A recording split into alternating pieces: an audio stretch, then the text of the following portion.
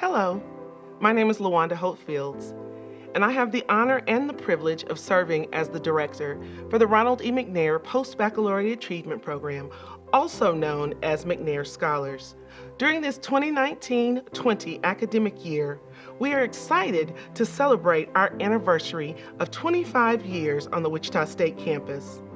Although during this year, we have encountered many challenges, as most of America has, we are so proud to still celebrate our students, and we have great appreciation for the faculty members who have stayed the course to bring this year's scholarly activities to a close. I would like to acknowledge my boss and mentor, Ms. Delta Q. Colvin, for her support during these most recent challenging times, but also for her confidence in me to lead this dynamic group of students. Miss Ashley Cervantes and Miss Nisha Green are the capable hands behind the scene, and a mere thank you is not enough for all that they do. They are the backbone of our program, and I am forever grateful. As we celebrate 25 years of academic excellence and 15 students who are completing their scholarly research, I also want to thank you as our supporters and as our listeners. Thank you for being there for the students and for the program as we celebrate 25 years of academic excellence. Enjoy these dynamic presentations. Hello, my name is Maira Banuelos, Galicia. My mentor is Dr. Raymond from the Communication Sciences and Disorders Department, and we looked at the effects of lyrical versus non-lyrical music on reading comprehension in college students. There has been a huge increase of accessibility to technology.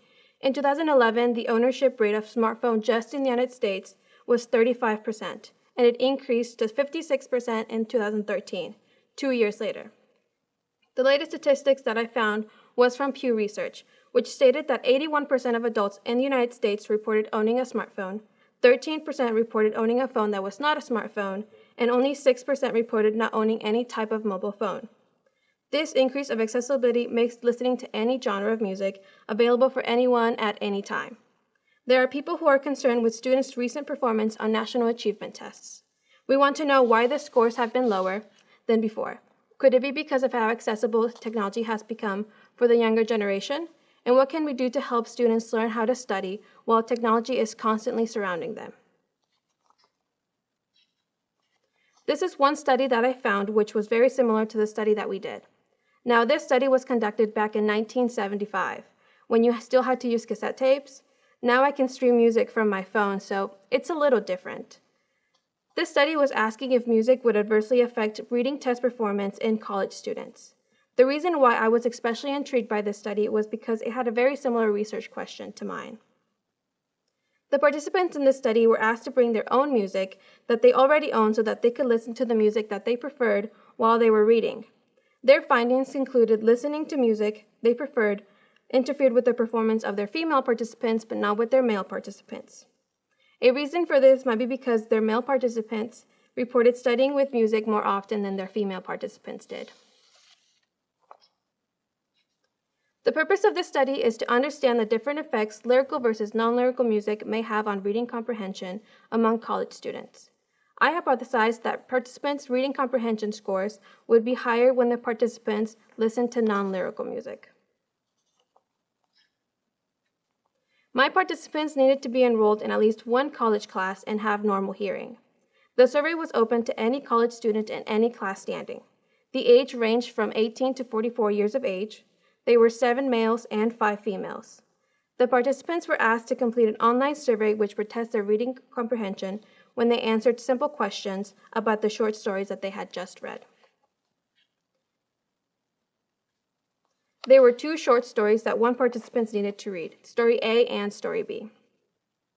Both stories were similar in vocabulary level, the number of words, the average reading time, and the complexity of the content. Half of the participants read Story A with the lyrical song and Story B with the non-lyrical song, and the other half read Story A with the non-lyrical song and Story B with the lyrical song. Here are some examples of the questions that we used to test the participants' reading comprehension. Some of them were, what are the names of the children's parents, how long have they been friends, and where did they live? Here are the results for my study. The average reading comprehension score when listening to lyrical music was about 82%, and the average reading comprehension score when listening to non-lyrical music was about 79%. Here are my results when compared between genders. The light green color are the female and the dark green color are the males. The average score for females while listening to non-lyrical music was 87% and 79% for males. And the average reading score for female participants while listening to lyrical music was about 86% and 75% for males. The results concluded that lyrical music was less distracting than non-lyrical music, which rejected my original hypothesis. The averages for both groups were very close, but I believe we did not recruit enough participants to reach a definitive conclusion. Some limitations that I would like to address: recruiting participants was made difficult because of the closure of the university due to COVID-19, and the research design needed to be modified for social distancing. There is also a concern of participants getting exhausted or bored during the study. There is also cause for further study. In both groups, the female participants had a higher average score than the male participants.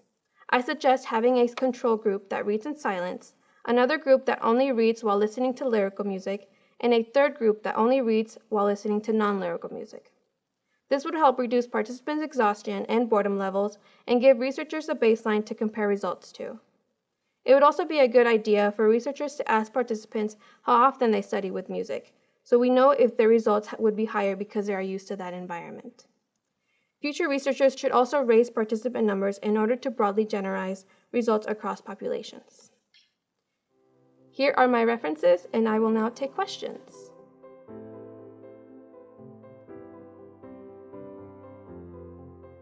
That's the results that we got from the study. So we don't know if they were actually more distracting than non-lyrical music, so that's why we think we need more participants in order to get an actual conclusion.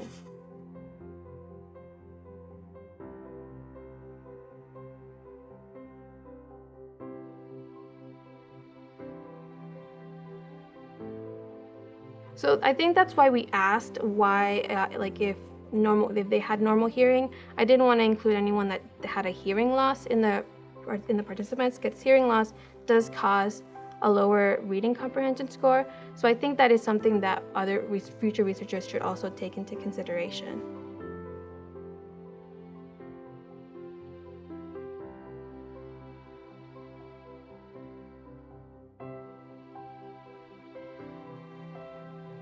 So I think the control group should be a baseline. It shouldn't be like, this is where they should be at. I think it should be a baseline, and then we can compare the results of lyrical and non-lyrical to that baseline.